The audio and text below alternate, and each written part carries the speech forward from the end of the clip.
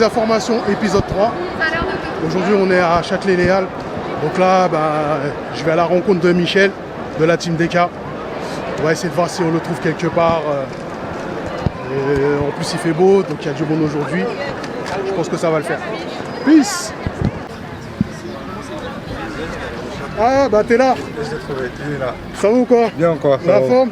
On est là. C'est parti, on va tourner le 3e épisode de Désinformation. Hein.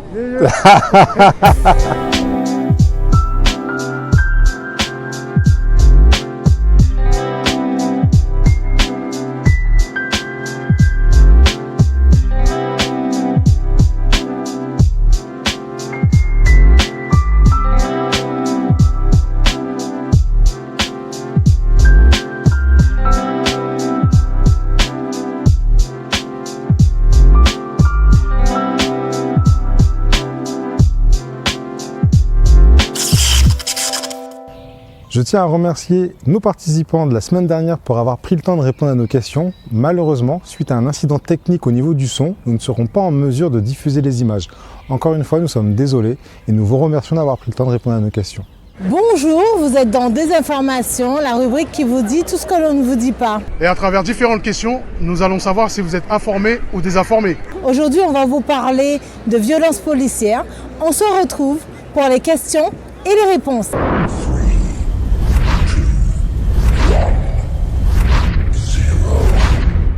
Sur quels médias vous informez-vous? Je m'informe sur YouTube et je reçois des résumés d'actualités par mail.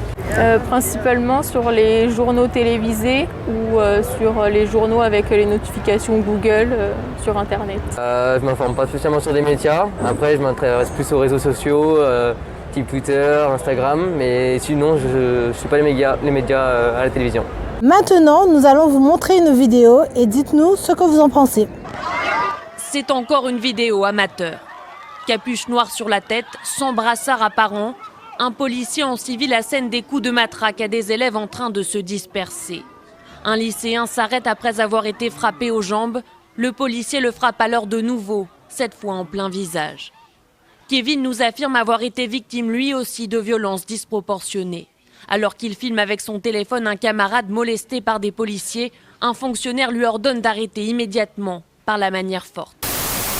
Sur ces images filmées le 3 janvier, Cédric Chouviat est plaqué au sol par des policiers. Il décède 2 jours plus tard.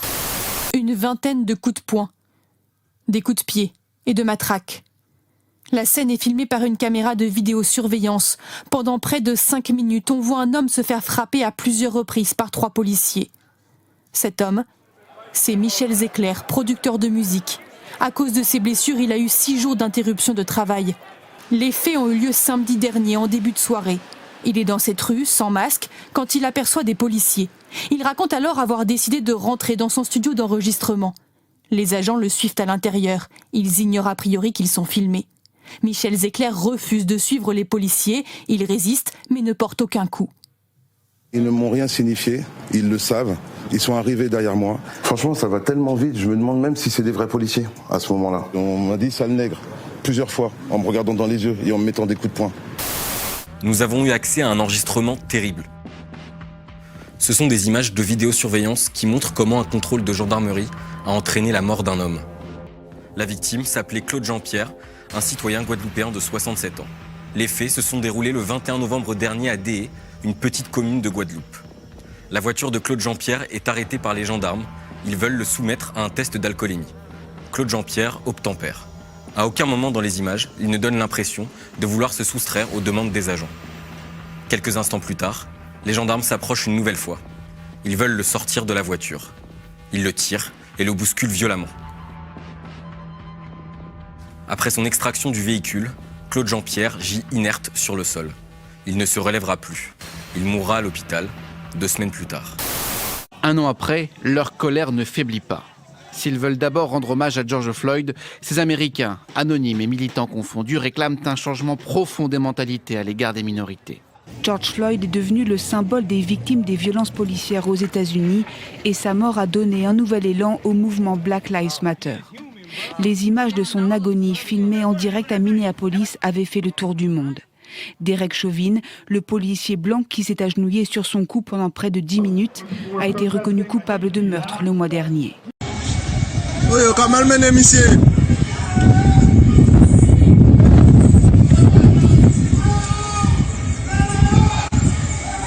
Regardez les coups. Il saigne. Il saigne.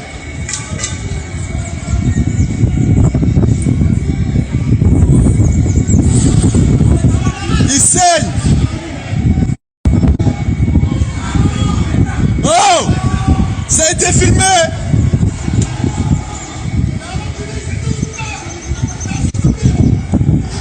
T'es un fils de pute, c'est enregistré!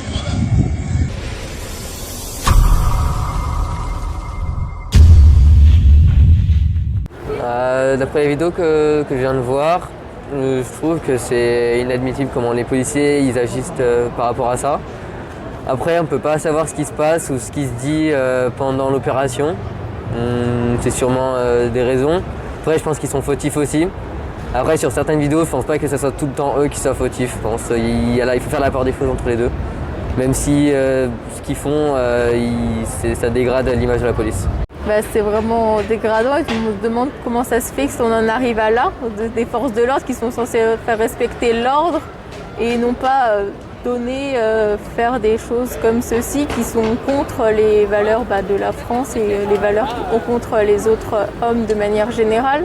Donc il devrait y avoir des choses qui soient faites pour les punir et que ça ne se reproduise plus même pour les générations suivantes et que d'autres personnes des forces de l'ordre ne refassent pas ces actions qui sont inadmissibles pour la République française. Et on n'a pas le droit de faire ça dans les règles et même la conscience de tout le monde. C'est horrible de voir des interventions qui se passent comme ça. Là, j'ai pas l'impression qu'ils ont l'air de se défendre. J'ai l'impression que c'est gratuit et que c'est des gens qui ne vont pas forcément être ni poursuivis ni mis en examen. Donc là, c'est clairement, dans ces cas-là particuliers, c'est évidemment pas normal. Êtes-vous pour ou contre la loi sécurité globale et pourquoi? Je ne connais pas vraiment tous les tenants et les aboutissants de cette loi, mais après de ce qu'on a dit, c'est assez étrange de permettre aux policiers de ne pas être reconnus, si j'ai bien compris. Après, je ne connais pas tous les tenants et les aboutissants, donc je ne peux pas vraiment donner beaucoup d'informations là-dessus. Après, spécialement, je trouve c'est une bonne chose, je pense, parce qu'il y en a besoin, je pense, pour protéger la police. Après, à voir comment ça se passera dans le futur. Alors, je me suis pas forcément penché 100% dessus, donc mon avis n'est pas ultra pertinent. Mais de ce que j'ai pu en entendre, c'était quand même une atteinte à la liberté d'expression en France et que ça empêchait aussi une partie des journalistes de faire leur job, à savoir couvrir les événements, les manifestations et rapporter les faits du terrain. 2 humains ont été victimes de violences policières le même jour et l'un d'entre eux est décédé.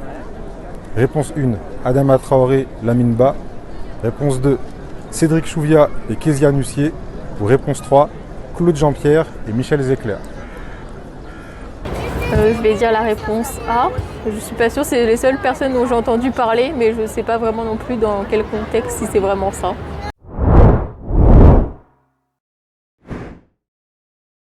Je pense réponse 2, même si après je ne sais pas.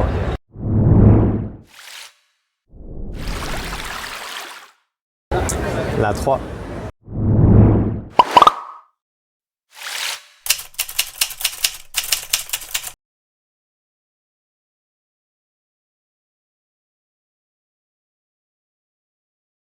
Rémi Buzine du Média Brut, Gaspard Glanst, journaliste indépendant, Christian Le Gilet Jaune, vidéaste amateur pour Guerrier Martinique Debout, et Taha Bouaf, journaliste spécialisé dans les mouvements sociaux pour son image en ligne, Là-bas si j'y suis, ont tous un point commun. Lequel d'après vous?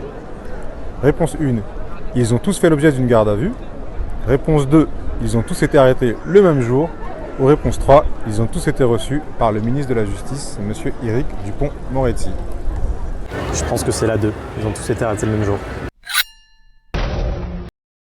Je pense que c'est la réponse 3, qu'ils ont tous été reçus par le ministre de la Justice. Ils ont tous été arrêtés le même jour. Je sais pas.